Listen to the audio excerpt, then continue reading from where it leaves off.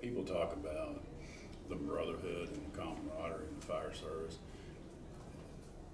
Talking about it doesn't do it justice. You have to be a part of that. You have to live it. You have to experience it. And this event was a Sunday evening, around 4 in the afternoon, 5 in the evening, and a friend of ours, fireman, called me. He said, "Are y'all okay?" And I said, "Yeah, we're good. We got a plan. You know, we've been listening to the flood predictions from the river and stuff, which were way off."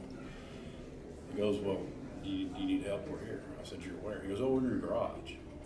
Yeah, do y'all want to move some things up? So I opened the garage door and there's 3 of them standing there. "Huh, yeah, well, let's start doing this." So we just started that, you know, what we were going to do if we needed, we just went ahead and did it then. When we self-evacuate and Jeff's there and we get across the street to where we ultimately have been staying, I get another phone call from another fireman. "Chief, where are you at? I'm coming to get you." I said, "Jimmy, you can't get here. So unless you're in a boat, you can't." I said, "We're Get good." here. He goes, "Oh, I'm not leaving y'all. I'm coming to get you." So he goes, "Well, I'm on the eastbound lanes of Kingwood Drive where they're launching the boats." I said, "You are?" And I look and I holler and I say, "Jimmy." And I hear through the trees, "Chief." He was about, 20 yards from where I was standing. He made his way through all cut through the trees and the brush debris and all, and pops his head over the fence. "Come on, let's go." In retrospect, this is where the progression of being on the receiving end versus the delivery of service started. Those guys that were there before the event, and then immediately after we're saying we got to go, they're there, and then we stay with Jimmy, and then our church is reaching out to us immediately, and we're thinking, how do they even know? So we had a group from Houston's First Baptist came and helped us move out what we could move out, which was pretty limited. And then another fireman calls and says, "We're gonna come help y'all." And I said, "Well, just give us 24 hours just to figure out." "Okay, I'm calling 24 hours." And then he said, "Okay, we're gonna be there Friday morning at 8. And we'll start cleaning out your house." because at this time when he started, we still have water in the Yeah, house. there's still water in it. Yeah. So I look out to the house on Friday morning. It was probably a little after 7, and I see 2 trucks pull up. One was Warren, one was Dennis Harrelson, Warren Ducote, Dennis Harrelson, and they get out and they said, "Okay, here's what we're going to do." And they start walking through the house, looking.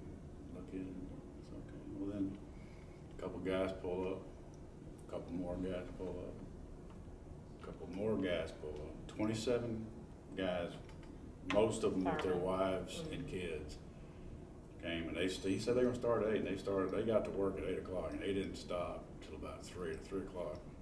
The house was demoed, completely cleaned out. It was. There was just studs and a clean floor. I mean, it was unbelievable. And so And they loaded up and came back a day later and did another fireman's mother's house right down the street. We left on Monday morning when the sun came up, and I think we went back Tuesday. Right Tuesday before afternoon, evening, late afternoon. Yeah, there was so We couldn't get into our neighborhood. We had to walk down Kingwood Drive and go through the trees that our friend rescued us through, and the ladders that we had put up to get out. We went back over them because we just wanted to see. So we probably got in Tuesday afternoon, and there was probably 2 feet of water still in the house. We had 67 inches in the garage area and 52 in the house. So it was substantial. It was 5 feet of water, basically. And because they were launching boats right there and they were going down our street, there was a lot of damage that was caused from the waves. The cabinets that were higher up in our home had gotten wet. I even had to think about when I was dealing with the insurance adjuster. And he goes, "Well, what is all this? Why, why?" And I said, "Wave action." And then I thought, wave action. Think about wave action inside your house. Home. It was just incredible over there. It was like you're in a war zone. We did apply for FEMA help. When you have insurance, we had insurance. When you have insurance, you really don't qualify for much help. It eliminated us from almost Everything. It does. other than the frustration of having to deal with them and find out that you don't qualify for. So the thing that they did give us, and I am appreciative to everything that they were able to do for us, but they gave us money for rent for a month, and we've been out of our home for 14. FEMA can mean a couple of things, because our flood insurance is through FEMA also, and so when you start navigating that process, that's a whole nother disaster. And we realized it was because of the magnitude of people that were trying to get their insurance taken care of and all that, and some of it is you just don't know what to do and how that works. I did not know, we did not realize how flood insurance works. You buy it from insurance. You go to an agent who writes the policy, who takes the money, who basically puts it in a big pot at FEMA, and then as you file a claim, they get a third party involved, which is an independent adjuster who comes, and the couple that did ours were from, I believe, South Carolina. And as you work through this process,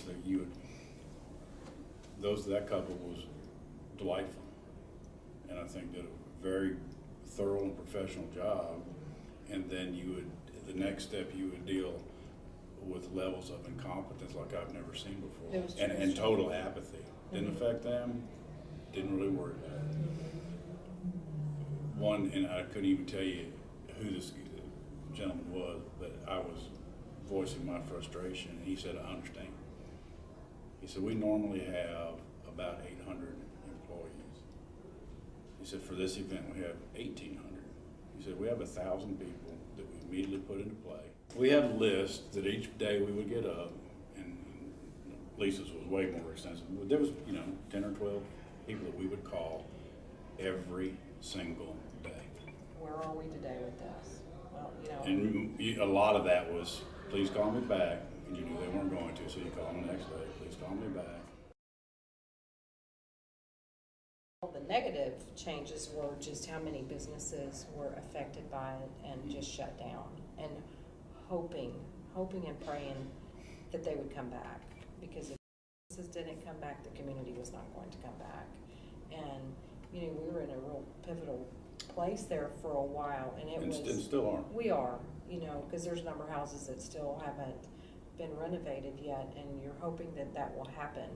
But early on, I think one of the biggest things for us personally was seeing places like HEB opening back up, and just full restaurants popping back open.